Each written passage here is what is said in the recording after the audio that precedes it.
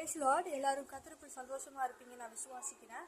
இந்த உலகத்துல எல்லாரும் அதிகமா யூஸ் பண்ற ஒரு 2 வார்த்தை சாரி, தேங்க்ஸ்.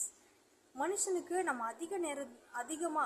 நிறைய நேரங்கள்ல அதிகமா யூஸ் பண்ற வார்த்தை தேங்க்ஸ். இந்த உலக மனுஷனுக்கு நம்ம நிறைய நன்றி சொல்றோம், ஆனா ஒருத்தருக்கு நம்ம நன்றி சொல்ல மறந்துடுறோம். ஒரு பக்தன் அழகா ஒரு லைன் எழுதியிருக்காரு, இந்த நன்றியை மறந்து போனாயோ, இயேசுவை விட்டு எங்கேயாகிலும் மறைந்து திரிவாயோ, சந்ததமுனதிதாய காயமும் சாமி கிறிஸ்துனுடையதல்லவோ.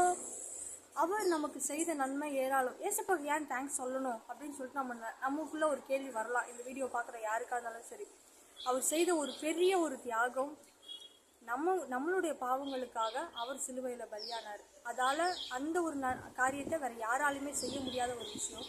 நான் நல்லா இருக்க அவர் கஷ்டப்பட்டார், நான் சந்தோஷமாக இருக்கணுன்றதுக்காக அவர் சிலுவையில் அலங்கோலமாக இருந்தார்.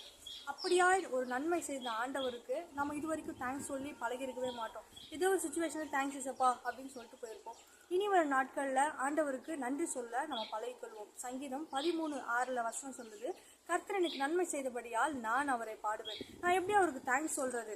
அவர் துதிக்கிற துதி தான் நம்ம அவர் கொடுக்குற ஒரு தேங்க்ஸ் கிவிங்க. ஸோ நம்ம வாழ்க்கையில் இனிமேல் கஷ்டத்துலேயும் சரி சந்தோஷத்துலேயும் அவர் துதிக்க நம்ம பழகிக்கலாம். இன்னும் அவருக்கு நன்றி சொல்ல நம்ம ஒவ்வொருவரும் அழைக்கப்படுறோம். ஸோ காடுக்கு தேங்க்ஸ் சொல்ல மறந்துடாதீங்க. God plus.